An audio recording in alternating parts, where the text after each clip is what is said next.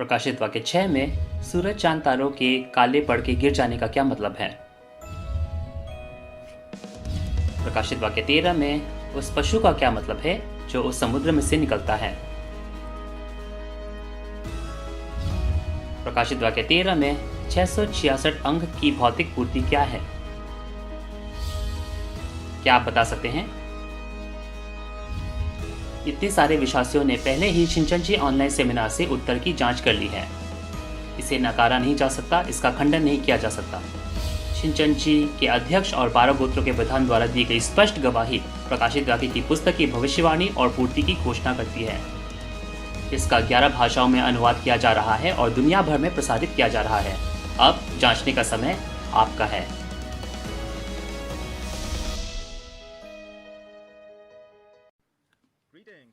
अभिवादन सभी को, जितने भी पास्टर्स हैं, थियोलॉजी स्टूडेंट्स हैं और विश्वासी हैं जो आज शिनचेनजी ऑनलाइन सेमिनार में जुड़ रहे हैं।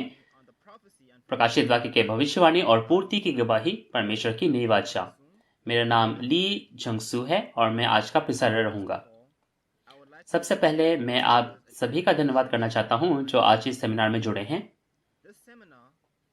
ये सेमिनार प्रकाशित वाक्य के भविष्यवाणियों और पूर्ति के बारे में गवाही देते हैं और ये वो चीजें हैं जो आज हम सभी विश्वासियों को जाननी जरूरी हैं। ये प्रकाशित वाक्य की पुस्तक आज खुल चुकी है और आज इसके बारे में गवाही दी जाती है और आज बहुत सारे देशों के पादरी हमारे साथ MOU साइन करते हैं और हमारे साथ एक होकर इस वचन की गवाही देना चाहते हैं। तो इसके लिए हम आपके बहुत बहुत आभारी हैं। ये सेमिनार जो है बहुत सारे भाषाओं में अलग अलग जगह पर पूरी दुनिया में प्रसारण किया जा रहा है। तो हम आशा करते हैं कि आज का जो सेशन होगा वो हमारे लिए भी बहुत अनुग्रह से भरपूर होगा। तो चलिए एक प्रार्थना के साथ शुरू करते हैं। हे परमेश्वर पिता जो पवित्र हैं और जिसका हम धन्यवाद करते हैं, हम बहुत बहुत आपका धन्यवाद करते हैं आज कि आपने ये शिनचेनजी ऑनलाइन सेमिनार हमें आयोजित करने का मौका दिया। ये प्रकाशित वाक्य के भविष्यवाणी और पूर्ति की गवाही परमेश्वर की नई वाचा। 2000 साल तक ये प्रकाशित वाक्य का वचन जो था वो 7 मुहरों से बंद था और परमेश्वर के दाहिने हाथ पे था। तो कोई भी नहीं था जो स्वर्ग में हो या पृथ्वी पर हो या पृथ्वी के नीचे हो जो इसे देख सकता था। लेकिन अब ये समय आ गया है जब यीशु मसीह उन 7 मुहरों को खोलते हैं और सारी भविष्यवाणियां पूरी होती है और वो उन्हें वाचा के पादरी को दिखाते हैं ताकि वे सभी कलीसियाओं को इसकी गवाही दे सके। तो अब पूरी दुनिया इसके बारे में गवाही दे सकती है। आज प्रकाशित वाक्य 17 के जो वचन है वो हमारे शिमोन गोत्र के जो प्रधान हैं वे इसकी गवाही देंगे। तो जो हमारे गोत्र के प्रधान हैं उनको तू भरपूर तू उनको आत्मा दे ताकि वे इस वचन की गवाही अच्छे से दे सके। और जितने भी यहाँ सेमिनार में जुड़े हैं, जो भी विश्वासी हैं, जो भूखे प्यासे हैं, उन्हें तू आंखें दे, वे कान दे जिसके माध्यम से वे जान सके, सुन सके, समझ सके। ये सारी विनती हम यीशु मसीह के नाम से मांगते हैं जो जीवित हैं। आमीन। ये सेमिनार इस समय सोशल डिस्टेंसिंग और कोविड-19 के गाइडलाइंस के अंतर्गत रखी जा रही हैं। अब ये बहुत जरूरी समय है जब हम जीवन के वचन सुनेंगे। तो चलिए हम शिमोन गोत्र के जो प्रधान हैं उनको बुलाते हैं। वे हमें प्रकाशित वाक्य 17 के बारे में बताएंगे। प्रकाशित वाक्य 17 उस बड़ी वैश्या और 7 सिर और 10 सींग के बारे में बताता है और उस व्यभिचार की मंदिरा के बारे में बताता है जिससे सभी राष्ट्र भ्रमित हो गए हैं। और ये सारी चीजें आज हमारे वाचा के पादरी ने देखा। क्या आप उस वैश्या के बारे में जानते हैं? उस 7 सिर और 10 सींग के बारे में जानते हैं? अगर आपको नहीं पता तो हम भी उस वैश्या के व्यभिचार की मदिरा से भ्रमित हो सकते हैं, मतवाले हो सकते हैं। तो आज चलिए हम उस वैश्या और 7 सिर और 10 सींग पशु के बारे में अच्छे से जानें। तो चलिए शिमोन गोत्र के प्रधान सी ली सुंगजू को बुलाएंगे जो आज वचन की गवाही देंगे।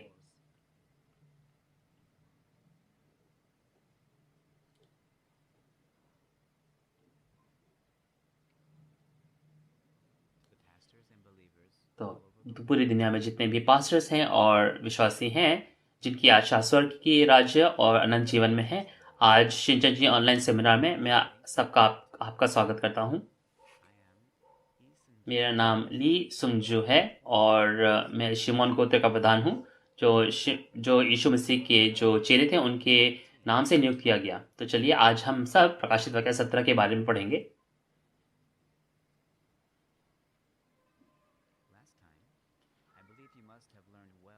पिछले बार आपने प्रकाशित वाक्य 16 के वचन को अच्छे से पढ़ा होगा, जो आपने फिलिपुस के गोत्र के प्रधान से पढ़ा। आज हम परमेश्वर की नई वाचा प्रकाशित वाक्य 17 के बारे में पढ़ेंगे, जो कि परमेश्वर के जो भविष्यवाणी है और उनकी पूर्ति है। तो चलिए एक साथ पढ़ें। आज का जो शीर्षक है वो है शैतान का भोजन, व्यभिचार की मदिरा। ये वचन व्यभिचार की मदिरा क्यों बताता है और कौन इस व्यभिचार की मदिरा को देता है और कौन है जो उसे पीते हैं, आज हम इसके बारे में जानेंगे। तो प्रकाशित वाक्य 17 के बारे में तो चलिए जो मुख्य बिंदु है उस पर चलते हैं। हमने प्रकाशित वाक्य 16 में देखा कि वो जो 7 कटोरे हैं जो परमेश्वर के कोप से भरे हैं वे प्रकट होते हैं, और प्रकाशित वाक्य 17 इस कोप के कटोरे को जब उन विश्वासघातियों और विनाशकों पर उंडेला गया तब होती हैं। और ये जो स्थान है जहां ये हो रहा है वो बाबुल है, जहां जो परमेश्वर के लोगों को क्या है, बंदी बना लिया गया है।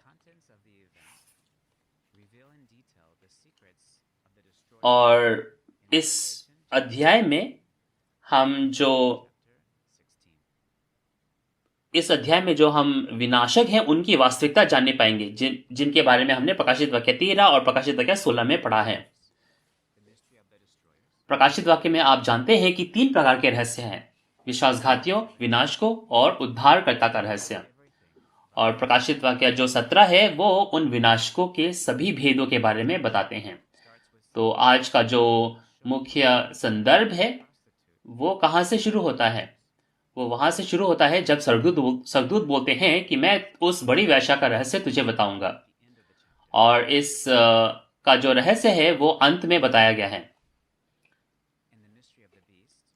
और यहाँ हम देख सकते हैं कि उस बड़ी वेश्या का भेद और 7 सिर और 10 सींग का भेद, ये सारी चीजें हमें बताई गई हैं, बहुत ही विस्तार से बताई गई हैं। तो ये बाबुल का रहस्य और विनाशकों का रहस्य है, और ये उस दूसरे आगमन में फंसे के बारे में भी है, जब जो परमेश्वर के लोग हैं वे बाहर आने पाते हैं।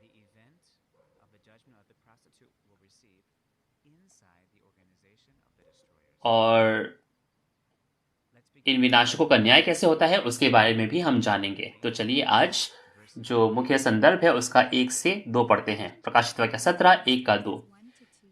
जिन 7 स्वर्गदूतों के पास वे 7 कटोरे थे उनमें से एक ने आकर मुझसे ये कहा, इधर आ, मैं तुझे उस बड़ी वेश्या का दंड दिखाऊं जो बहुत से पानी पर बैठी है, जिसके साथ पृथ्वी के राजाओं ने व्यभिचार किया और पृथ्वी के रहने वाले उसके व्यभिचार की मदिरा से मतवाले हो गए थे। आमीन। तो इससे पहले हमने एक बड़ी वेश्या के बारे में पढ़ा है ना। ये वैश्या या फिर एक स्त्री एक क्या है, एक पादरी हो सकती है, जैसे कि हमने पढ़ा पहले।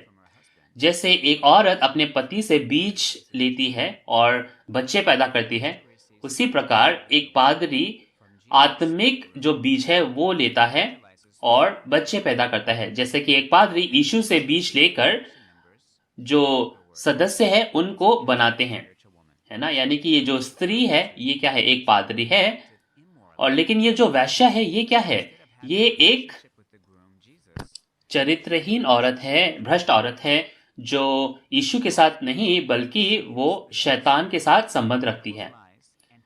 तो एक झूठा पादरी जो दुष्ट आत्मा को पाता है और झूठे गवाही देता है, वो वैश्या है। तो उसे वैश्या, बड़ी वैश्या क्यों कहा जाता है? एक वैश्या जो शैतान से जुड़ा हुआ है वो झूठा पादरी है। लेकिन ये जो पादरी है, ये जो झूठा पादरी है, ये सबसे बड़ा झूठा पादरी है, इसीलिए इसे बड़ी वेश्या कहा गया है। और इसका जो पादरी है वो पादरी शिक्षा केंद्र का जो प्रधान था उससे कहा गया है। तो ये जो पादरी शिक्षा केंद्र था वो सदस्यों को या थियोलॉजी स्टूडेंट्स को क्या है, वो गलत शिक्षा सिखाता था। तो इस जो प्रधान है, इस पादरी शिक्षा केंद्र के जो प्रधान है, इसे हम कहेंगे मिस्टर एक्स। अब ये जो पादरी शिक्षा केंद्र का जो प्रधान है, जो बड़ी वेश्या है, ये कितने पानियों पर बैठी है ना। इसमें लिखा है प्रकाशित वाक्य 17 में कि ये जो बड़ी वेश्या है ये एक पशु पर बैठी है और बहुत सारे पानियों पर बैठी है। अब ये जो बहुत सारी पानी है जिस पर ये बड़ी वेश्या बैठी है वो क्या है, वो भौतिक पानी नहीं है, लेकिन लोक, भाषा, जाति और वो भीड़ है। तो बहुत सारे जो सिद्धांत हैं, बहुत सारे संप्रदाय हैं जो उस बड़ी वेश्या के अंतर्गत है, वे बड़ी क्या है, वे बड़ी बहुत सारी पानी हैं। और वे क्या है, वे 7 सिर और 10 सींग भी हैं जिसके ऊपर वो बड़ी वेश्या बैठी है। और आप देख सकते हैं दूसरे आयत में कि पृथ्वी के राजाओं ने उस बड़ी वेश्या के साथ व्यभिचार किया, और जो पृथ्वी के रहने वाले हैं उन्होंने उसकी व्यभिचार की मदिरा से वे मतवाले हो गए। तो ये पृथ्वी के राजा कौन है? एक पृथ्वी का राजा एक राज करने वाला होता है ना।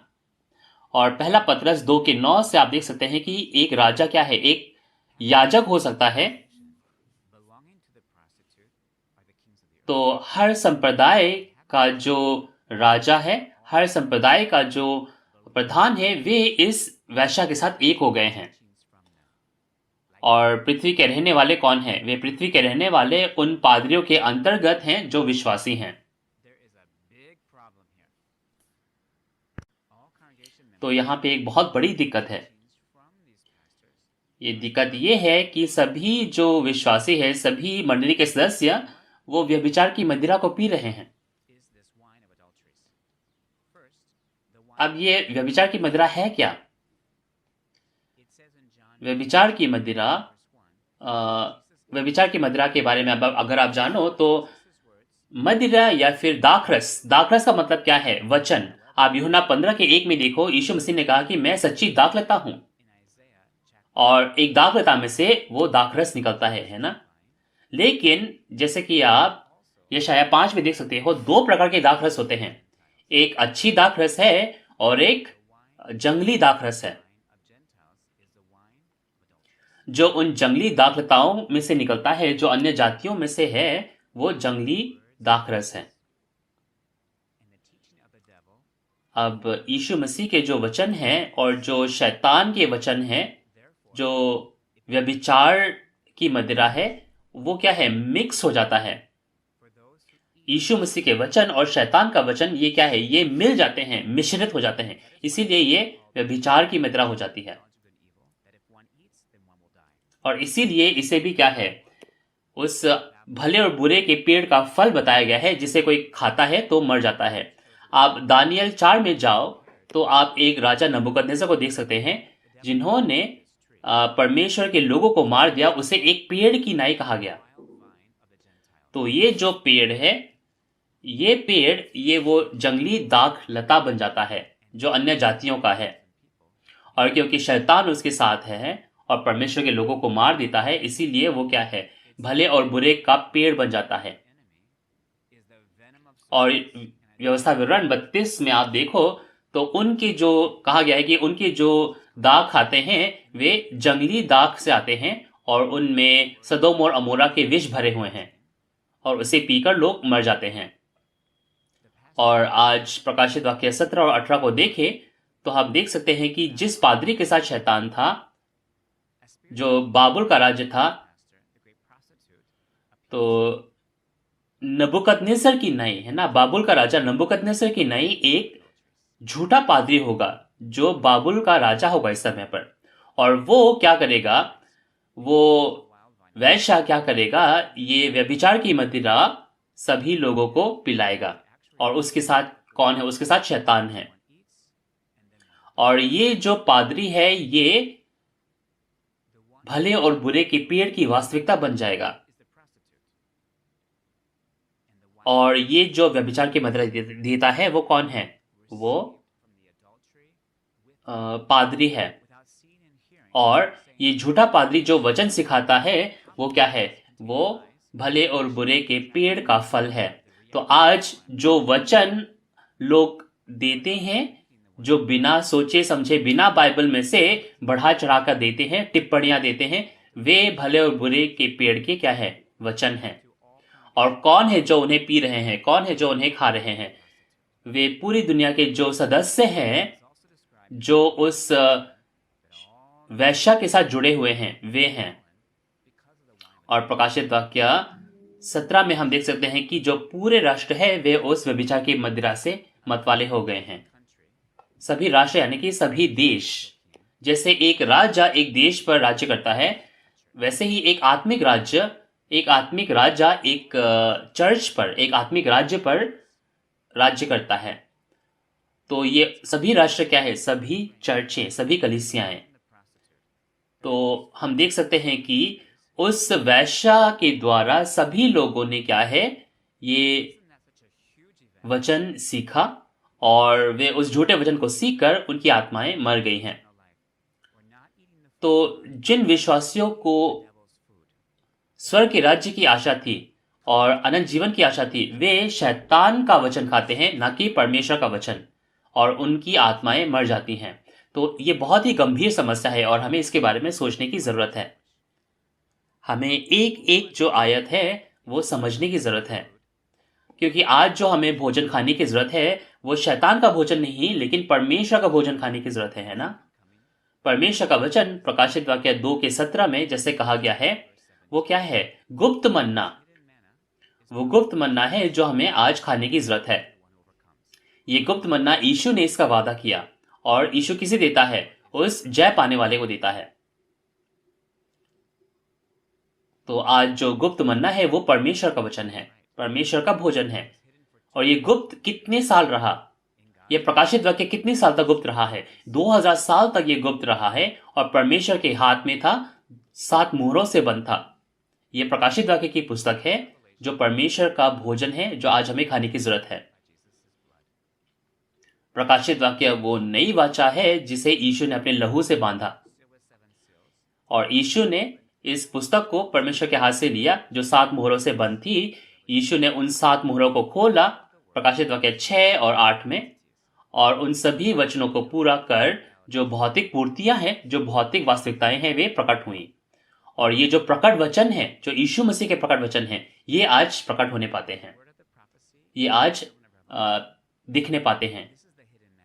तो प्रकाशित वाक्य के भविष्यवाणी और पूर्ति, ये गुप्त मन्ना है जो आज हमें खाने की जरूरत है। ये परमेश्वर का भोजन है जो हमें खाने की जरूरत है।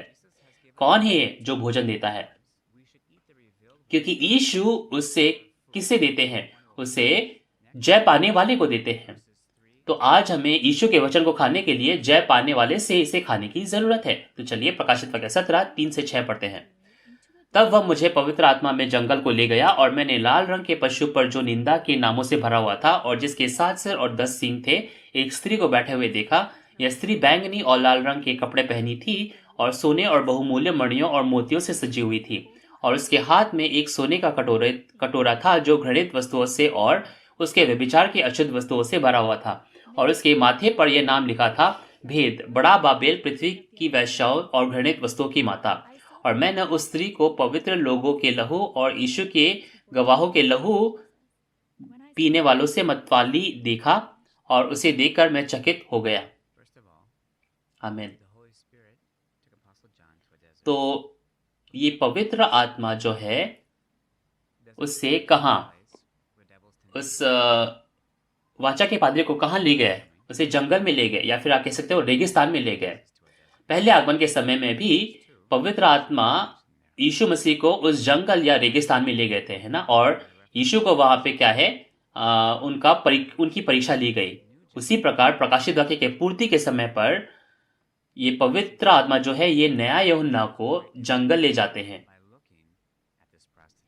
और ये जो नया यूहन्ना है ये इस वेश्या को देखकर बहुत चकित हो जाते हैं। अब ये जो पशु है ये क्या है, ये 7 सिर और 10 सींग वाला पशु है। आपने ऐसे किसी पशु को देखा है जो लाल रंग का पशु था? ये वही पशु है जो हमने प्रकाशित वाक्य 13 में पढ़ा था, और यही पशु हमने प्रकाशित वाक्य 12 में भी देखा था। ये वो पशु है जो समुद्र में से निकला और तंबू के मंदिर में प्रवेश करता है। ये पशु जो है समुद्र में से निकलकर परमेश्वर के लोगों को मार डालता है उस तंबू के मंदिर में। और ये पशु जो है ये उन विनाशकों को दर्शाता है जिन्होंने तंबू के मंदिर को नष्ट कर दिया और वहां जो परमेश्वर के लोग हैं उनका नाश कर दिया। और इसकी वास्तविकता क्या है फिर? इस पशु की वास्तविकता क्या है? इस विनाशकों की वास्तविकता क्या है?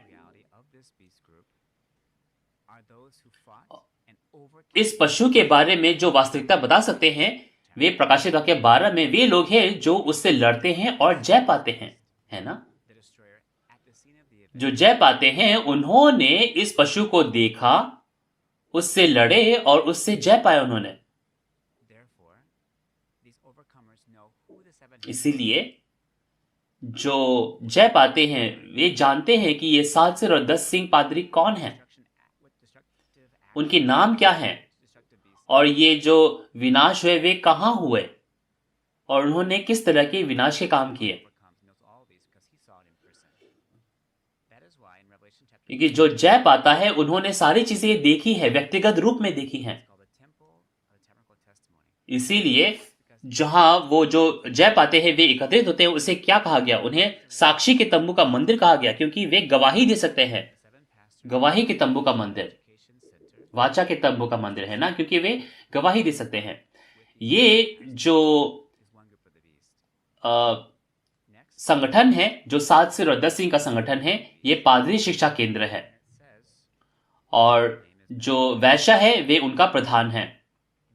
और जो वैश्या है उसका नाम क्या है? उसका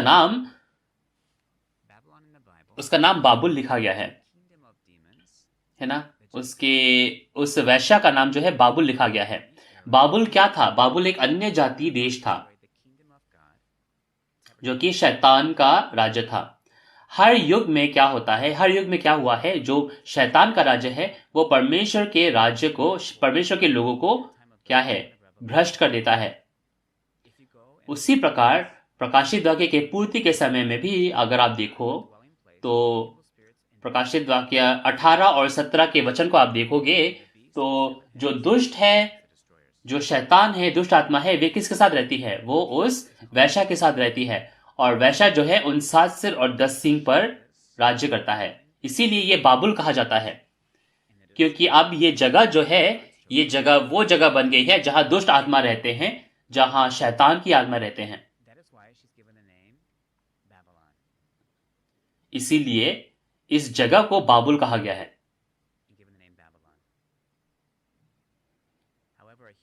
इसीलिए इसका नाम क्या है? बाबुल कहा गया है। लेकिन यहां एक दिक्कत सामने आती है।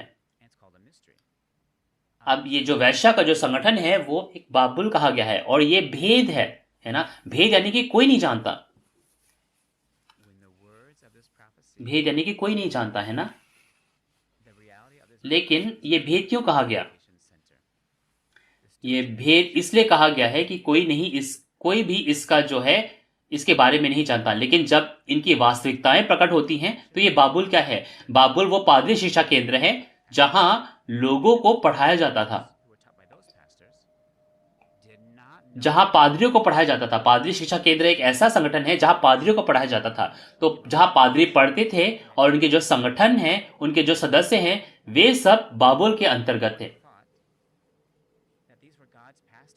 सभी लोगों को लगता था कि ये जो पादरी है ये परमेश्वर के पादरी है, और परमेश्वर की क्या है? पवित्र आत्मा उनके द्वारा काम करती है।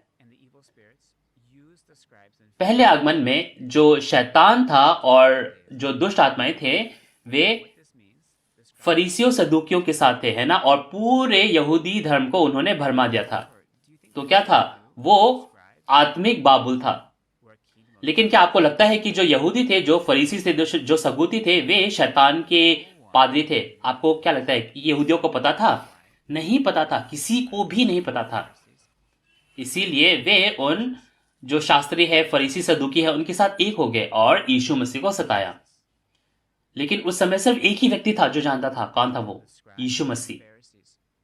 यीशु मसीह ने जो फरीसी सदूकी शास्त्रियों के जो भेद है वो पूरी दुनिया को खोल दिए। उसी प्रकार आज भी जो वैश्या का संगठन है, जो बाबुल है, जो दुष्ट आत्माओं का निवास है, कोई नहीं है जो इसके बारे में जानता था। लेकिन आज कोई है जो उस बाबुल के वास्तविकता को जानता है, उस वैश्या की वास्तविकता को जानता है। अगर आप प्रकाशित वाक्य पढ़ो तो आपको जानने को मिलेगा। क्या आप जान पाओगे सारी चीजें? ऐसा नहीं है। हम जान सकते हैं ये सारी चीजें आज कैसे? उस पवित्र आत्मा के द्वारा। पवित्र आत्मा जो परमेश्वर के अंदरूनी बातों को भी ढूंढता है और बतलाता है। उसी प्रकार इस घटनास्थल पर कोई था जिसने सारी चीजें देखी और सुनी। उस व्यक्ति ने उस बाबुल की वास्तविकता, उस वैश्या की वास्तविकता, सारी चीजें देखी है। कौन है वो? नया यूहन्ना। नया यूहन्ना वे व्यक्ति है, ली मान ही, जिन्होंने आज सारी चीजें देखी है और सुनी है और शिनचंजी यीशु की कलीसिया के प्रतिनिधित्व हैं। उन्होंने जो सात दीवट है, जो विश्वासघातियों का रहस्य है, उनके बारे में देखा। जो 7 सिर और 10 सिंह और जो बड़ी वैश्या का रहस्य है, उनको भी देखा। और प्रकाशित वाक्य 10:7 में जो उद्धारकर्ता का रहस्य है, जो 7वीं तुरही का रहस्य है, वे जानते हैं। ये सारे जो रहस्य है, भेद है, प्रकाशित वाक्य में कौन है जो जानता है? यीशु जो पवित्र आत्मा है और जो स्वर्गदूत है, वो किसे बताते हैं? उस नया यूहन्ना को बताते हैं। तो नया यूहन्ना ने इन सभी घटनाओं के बारे में, इन सभी भेदों के बारे में खुद देखा और वे सभी चीजों के बारे में जान सकते हैं और गवाही दे सकते हैं। जैसे कि आमोस 3:7 में लिखा है, उसमें लिखा है कि परमेश्वर बिना अपने भेदों को, अपने भविष्यद्वक्ताओं को बिना बताए कुछ भी नहीं करते। इसी प्रकार आप जब देख सकते हैं कि प्रकाशित वाक्य पूरा होता है, तो जो वास्तविकताएं हैं, तो वास्तविकताएं नया यूहन्ना को दिखाई जाती हैं, जो आज शिनचंजी चर्च के प्रतिनिधित्व ली मान ही है। और ये नया यूहन्ना आज पूरी दुनिया को इसके बारे में गवाही देते हैं। इसीलिए आज जो प्रतिनिधित्व है ली मान ही, ये पूरी दुनिया में आज इस प्रकाशित वाक्य के बारे में सेमिनार रखते हैं। जैसे कि उन्होंने प्रकाशित वाक्य के बारे में देखा और सुना, उसकी गवाही देते हैं। उन सभी चीजों को, उन सभी भेदों को देखकर, सुनकर वे इसके बारे में गवाही देते हैं। और जब आप इस वचन को सुनते हो, इन भेदों के बारे में जानते हो, तो आप भी क्या है? स्वर्ग के राज्य के संतान बन सकते हैं, है ना? और क्या कहा गया? ये जो वैश्या है, इस वैश्या को क्या कहा गया है? ये सभी उन घृणित वस्तुओं की माता कहा गया, है ना? क्यों? क्योंकि इसके अंदर क्या है? सभी झूठ क्या है? उसके अंदर हैं।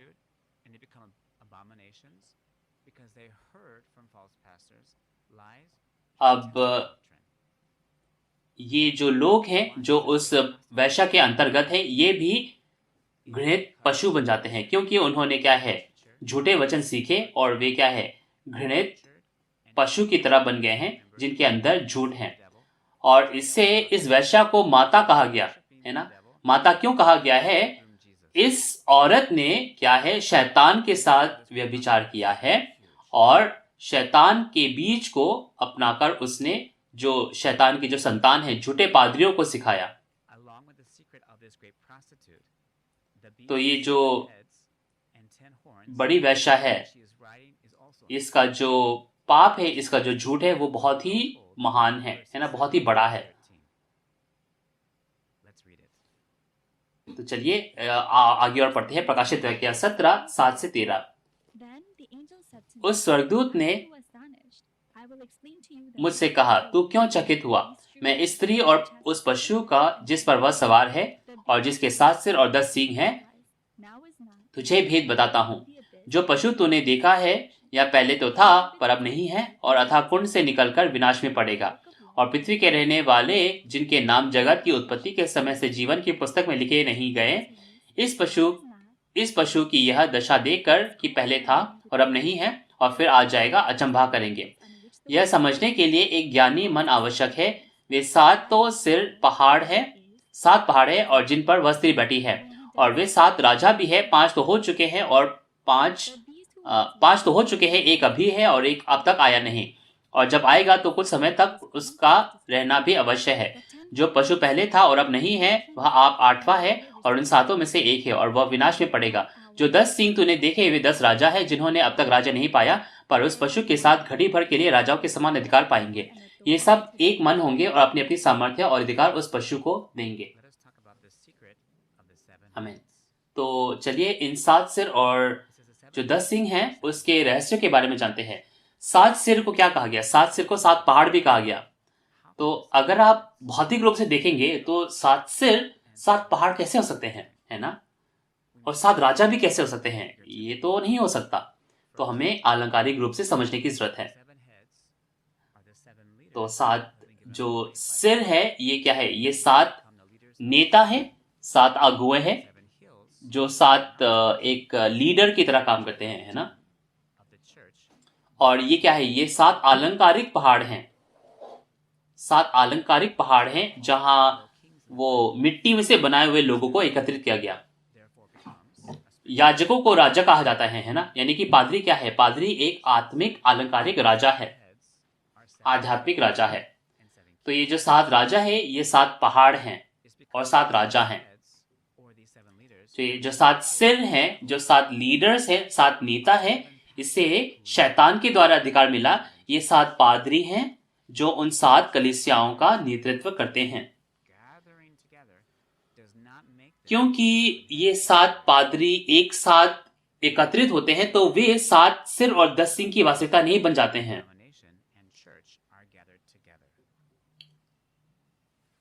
वे 7 पादरी अपने अपने सभी से जो कलीसिया है उनके साथ एकत्रित होते हैं, है ना? सिर्फ 7 पादरी नहीं, लेकिन 7 पादरियों के साथ जो उनके सदस्य हैं, जो उनके चर्च हैं, वे भी सब एकत्रित होते हैं। तो इनका जो समूह बनता है वो क्या समूह है? वो पादरी शिक्षा केंद्र समूह है।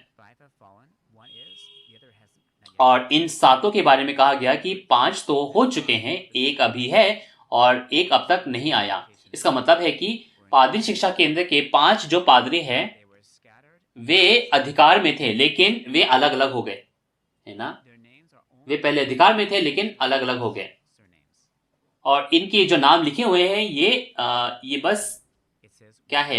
ये उनके भौतिक नाम नहीं है, ये आपके बस समझ के लिए ये नाम लिखा गया है। और एक व्यक्ति था जो बड़ी वेश्या थी, जो इन 7 पादरियों की प्रमुख थी, है ना? जिसे हम इस समय मिस्टर एक्स कहते हैं। तो इस व्यक्ति के पास अभी भी क्या है? अभी भी वो अधिकार है। तो ये वो है और एक अभी है। तो एक अभी है, ये वो वैश्या है जिसके पास अभी भी अधिकार था। और एक व्यक्ति जो और आने वाला है वो बाद में आएगा, जिसे हम क्या है? मिस्टर एक्स कहेंगे, है ना? और वो थोड़ी देर के लिए आएगा, उसे थोड़ी देर अधिकार मिलता है, लेकिन थोड़ी देर के बाद वो बाहर चला जाता है। सिर्फ 7 लोग एकत्रित हो जाए तो उसे हम 7 सिर नहीं कह सकते हैं, लेकिन जो वास्तविकताओं के हिसाब से पूरी होती हैं, जो भविष्यवाणियों के हिसाब से पूरी होती हैं, सिर्फ वे ही 7 सिर बन सकते हैं। तो ये पशु किस तरह का पशु है? जो पहले था अब नहीं है, और ये 8वां राजा है। क्या मतलब है इसका? तो चलिए इसके बारे में देखते हैं। ये जो पशु है जो पहले था और अब नहीं है, इसकी क्या वास्तविकता है? ये वो सांप समान व्यक्ति है, सांप समान पादरी है जो तंबू के मंदिर में था लेकिन विनाशकों के साथ एक हो गया। इस पादरी ने क्या किया? इस सांप समान पादरी ने क्या किया? इसने तंबू के मंदिर में जो विनाशकों के जो अधिकार है उसको अपनाया और वहां उसने अपने अधिकार का क्या है इस्तेमाल किया। तो इस व्यक्ति ने क्या करना चाहा? इस व्यक्ति ने उस तंबू के मंदिर में ही क्या है अपने अधिकार का इस्तेमाल किया। और नया यूहन्ना इन सभी घटनाओं के बारे में जानता था। नए यूहन्ना ने इन सभी पशुओं के वास्तविकताओं के बारे में देखा और इस पशु के बारे में भी जो पहले था और अब नहीं है। उसने ये सारी चीजें खुद देखी। इसीलिए आज हम उन पशुओं के जो क्रम है उसके भी बारे में बता सकते हैं। सिर्फ एक ही व्यक्ति है जो इन सभी चीजों को देखता और सुनता है, वही इसके बारे में गवाही दे सकता है। इस सांप व्यक्ति को 8वां राजा क्यों कहा गया? वो इसलिए है क्योंकि अंत में ये जो पशु है ये उन 7 सिरों पर भी, 7 पादरियों पर भी उनका अधिकार भी छीन लेता है। इसीलिए उसे 8वां राजा कहा गया। अब ये सींग क्या है? सींग जैसे कि हम जानते हैं सिर के ऊपर होते हैं, है ना? और सींग जो है वो एक अधिकार या फिर एक शक्ति के रूप में भी हम देख सकते हैं, क्योंकि सिर जो एक पादरी है तो जो सींग है वो क्या है? सींग क्या है? सींग वो आधिकारिक लोग हैं, है ना? वे आधिकारिक लोग हैं,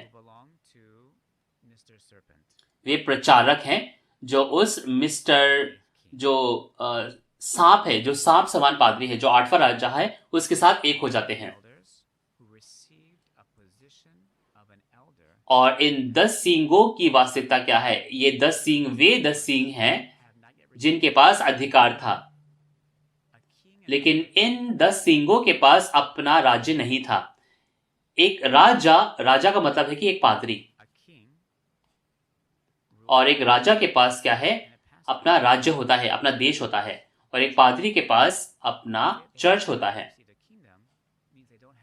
तो यानी कि उनको एक राज्य नहीं मिला, यानी कि उन्हें अपना चर्च नहीं मिला, है ना? यानी कि उन 10 सींगों के पास एक प्रधान पादरी होने के रूप में कोई अपना चर्च नहीं था।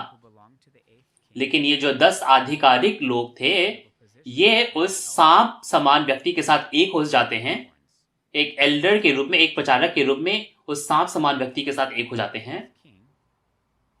तो ये जो 10 सींग है और जो 8वां राजा है वो एक हो जाते हैं,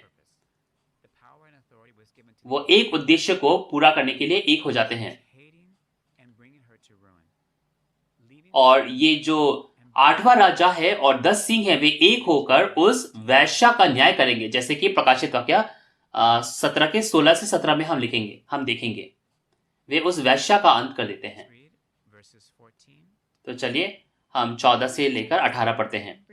ये मेमने से लड़ेंगे और मेमना उन पर जय पाएगा, क्योंकि वह प्रभुओं का प्रभु और राजाओं का राजा है, और जो बुलाए हैं, चुने हुए हैं और विश्वास योग्य है उसके साथ है, वे भी जय पाएंगे। फिर उसने मुझसे कहा, जो पानी तूने देखे जिन पर वैश्या बैठी है वे लोग, भीड़, जातियां और भाषाएं हैं, और जो 10 सींग तूने देखे हैं वे उस पशु और उस वैश्या से बैर रखेंगे और उसे लाचार और नंगी कर देंगे और उसके मांस खा जाएंगे और उसे आग में जला डालेंगे, क्योंकि परमेश्वर उनके मन में यह डालेगा कि वे उसकी मनसा पूरी करें।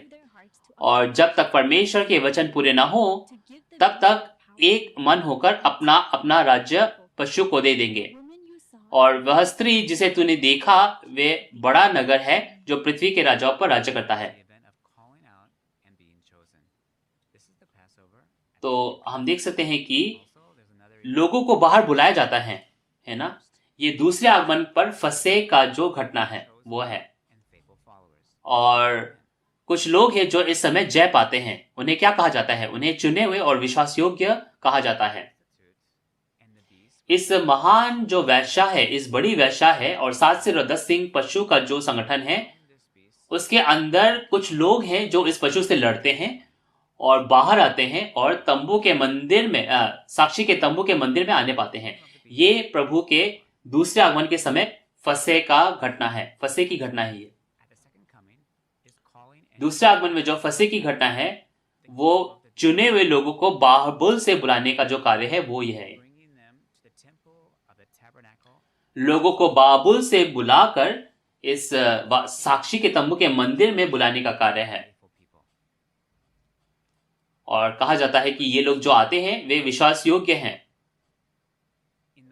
तो मैं इसे एक आपको चित्र के रूप में बताता हूं।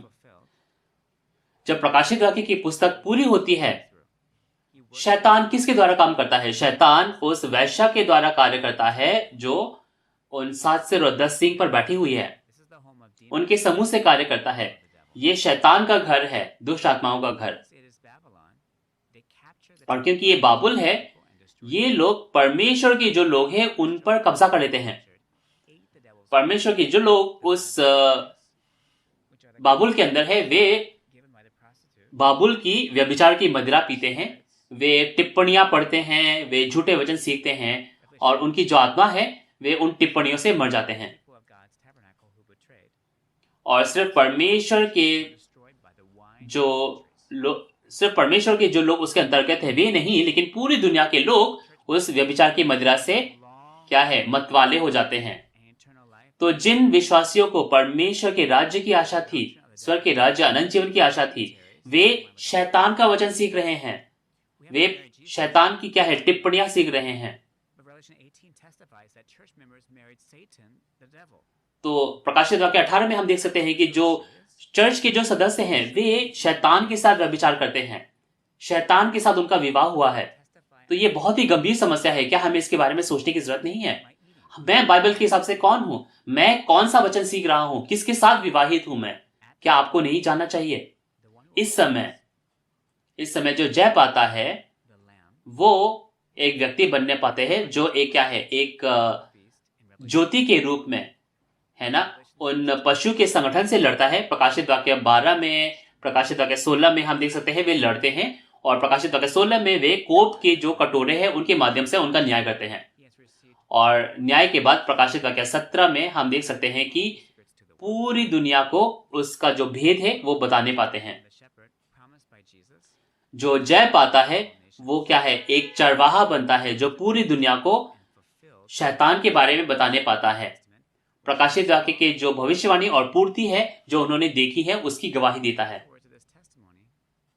जब आप इस गवाही के वचन को सुनते हैं तो हम क्या है, अभिमानी ना हो, हम घमंडी ना हो, लेकिन हम ये जानने पाए, हम ये सोचने पाए हम किसके साथ विवाहित हैं, हम क्या खा रहे हैं।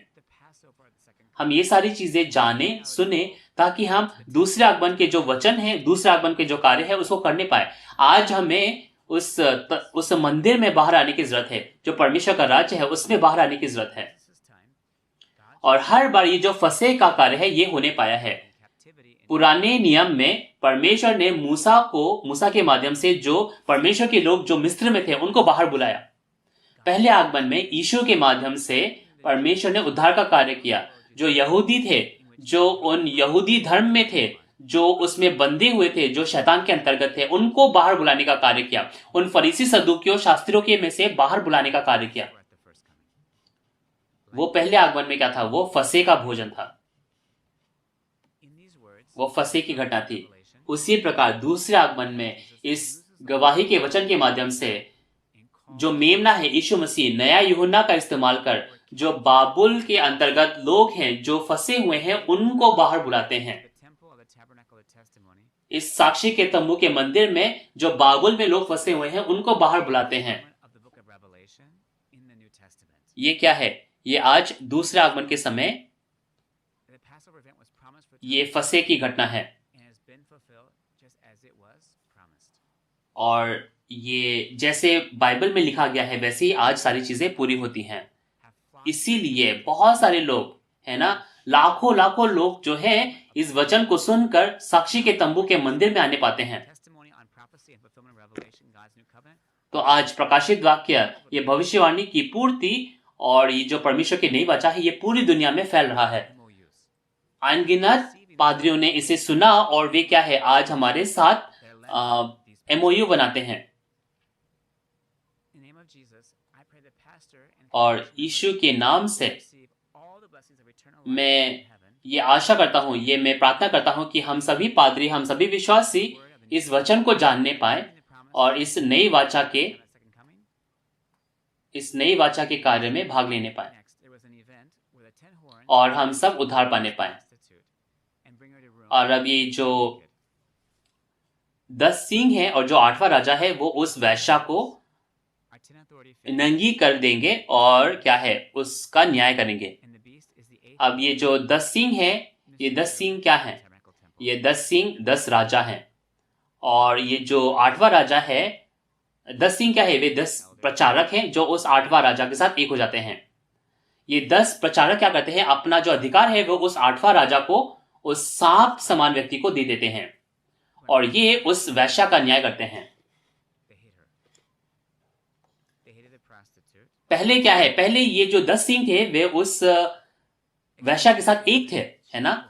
लेकिन अब क्या है? ये जो 10 सींग है उस पशु के, उस वैश्या के विरुद्ध हो जाते हैं और उससे नफरत करते हैं, है ना? उससे बैर रखते हैं।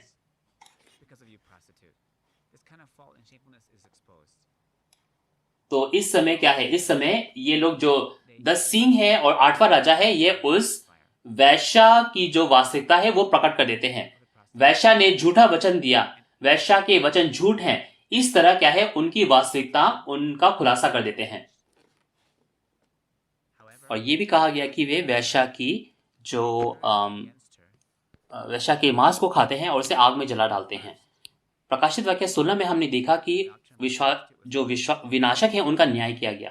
पहले ये जो 10 सींग थे वे उस वैश्या के भोजन को खा रहे थे, ये समझकर कि उसका वचन जो है परमेश्वर का वचन है, लेकिन न्याय के बाद वे उसके विरुद्ध हो जाते हैं और उसके खिलाफ हो जाते हैं और ये कहते हैं कि वह गलत है। और वे ये कहते हैं कि जो वैश्या का वचन है वो शैतान का वचन है, ऐसे करके उसके विरुद्ध हो जाते हैं। अब ये जो वचन है जो कहता है कि उस वैश्या का जो वचन है वो गलत है, ये क्या है? वो आग बन जाता है जो उस वैश्या को भस्म कर देता है। पहले क्या हो रहा था? जो वैश्या है वो 7 सिर और 10 सींग पशु पर राज्य करती थी, लेकिन अब क्या हो रहा है? वो जो 7 सिर और 10 सींग है वो उस वैश्या के खिलाफ हो जाते हैं और उसका न्याय कर देते हैं। तो चलिए एक बार निष्कर्ष करते हैं, समराइज करते हैं इन वास्तविकताओं के साथ। न्याय पाने के बाद जो बड़ी वैश्या है और 8वां राजा, उनके बीच में क्या है? एक दरार पड़ जाता है। जो बड़ी वैश्या है वो उन 7 सिर और 10 पादरियों के उस समूह से थी और उनके बीच में क्या है? उस 8वां राजा के बीच में और क्या है? दरार पड़ जाती है। लेकिन इस समय जो ये सारी चीजें घटना होती हैं, तो एक व्यक्ति है, नया यूहन्ना, है ना, जो जय पता है, वो सारी चीजें देखता है, सुनता है और क्या है? गवाही देता है ताकि लोग बाहर आने पा सके। तो जो लोग इस वचन को सुनते हैं और वे बाहर निकलने पाते हैं, वे उस साक्षी के तंबू के मंदिर में आने पाते हैं। ये प्रकाशित वाक्य 18 में वो क्या है? फसह का भोजन है। और ये आवाज निकलती है कि जो परमेश्वर के लोग हैं वो बाबुल में ना रहे लेकिन बाहर आने पाए। तो प्रकाशित वाक्य के हिसाब से, प्रकाशित वाक्य में जैसे भविष्यवाणी है, आज सारी चीजें पूरी हुई हैं। इस नई वाचा के वचन को हम रखने पाए इस शैतान के राज्य में। जो ये जो शैतान का संगठन है, इसमें जो 8वां राजा है और जो 10 सींग है, वे उस किसके साथ? वे उस वैश्या के खिलाफ वे वचन देते हैं कि तुम्हारे वजह से लोगों ने झूठा वचन सीखा, तुम्हारे वजह से लोगों ने व्यभिचार की मदिरा पी, ऐसे करके वो उस वैश्या का न्याय कर देते हैं। लेकिन उन सभी लोगों का भी क्या है? न्याय होता है। और प्रकाशित वाक्य 18 में हम देख सकते हैं उन सभी लोगों का विनाश हो जाता है। इन सभी चीजों के बारे में प्रकाशित वाक्य 18 में हम जानने पाएंगे। तो प्रकाशित वाक्य 17 में चलिए आज जो आपने सीखा उसका निष्कर्ष करते हैं। स्वर्गदूत नया यूहन्ना को लेके जाता है उस जंगल में और उसे उस बड़ी वैश्या का रहस्य दिखाता है जो उस पशु पर बैठी है और बहुत सारे पानियों पर बैठी है। वो पशु क्या है? 7 सिर और 10 सींग वाला पशु। तो आज हमें जानने की जरूरत है, जिसने उन विनाशकों का रहस्य देखा, उनके बारे में देखा सुना, और बाबुल का रहस्य जो बता सकता है वो कौन है? वो एक ही है, नया यूहन्ना, जो यीशु का क्या है? यीशु का दूत है। तो आज हमें ये जानने की जरूरत है। और फसे का जो कार्य है, फसे की जो घटना है, उसमें नया यूहन्ना के द्वारा जो बाबुल में लोग फंसे हुए हैं, शैतान के अंतर्गत लोग फंसे हुए हैं, वे बाहर आने पाते हैं। और उसके माध्यम से क्या होता है? जो 10 सींग हैं पशु, वे उस वैश्या के खिलाफ हो जाते हैं। लेकिन अब प्रकाशित वाक्य 18 में उन सभी जो समूह है उसका भी न्याय हो जाता है, पूरे बाबुल का न्याय हो जाता है। आज हम पूरे जो विश्वासी है पूरी दुनिया में, हम उस बहुत बड़े, उस महान क्लेश में से गुजर रहे हैं। इस समय हम बाहर आकर परमेश्वर के वचन में जाने पाए, हम परमेश्वर में एक होने पाए और वचन के माध्यम से हम एक परिवार बनने पाए, एक दूसरे से हम प्रेम रखें और एक दूसरे को माफ कर सकें। परमेश्वर के इस 6000 साल के इतिहास में कई लोगों ने परमेश्वर पर विश्वास किया, लेकिन परमेश्वर के वादों को नहीं रखा, परमेश्वर के वायदों पर नहीं चले। इस समय हम वे लोग बनने पाए जो परमेश्वर के भविष्यवाणी और पूर्ति परमेश्वर की नई वाचा प्रकाशित वाक्य पर चलने पाए।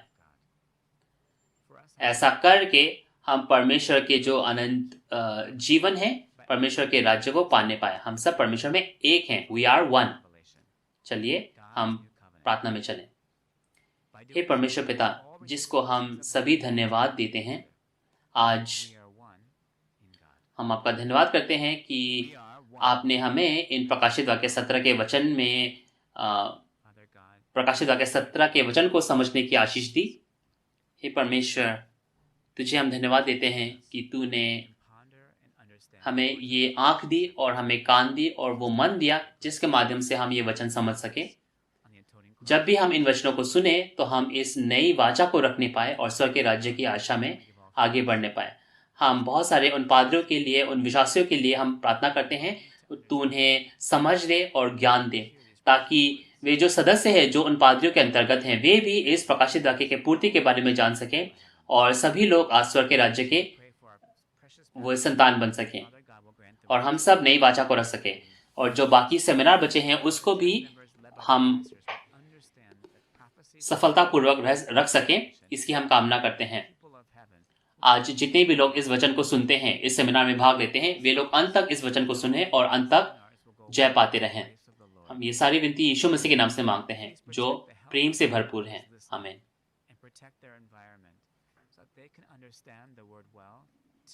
तो सुनने के लिए बहुत बहुत धन्यवाद।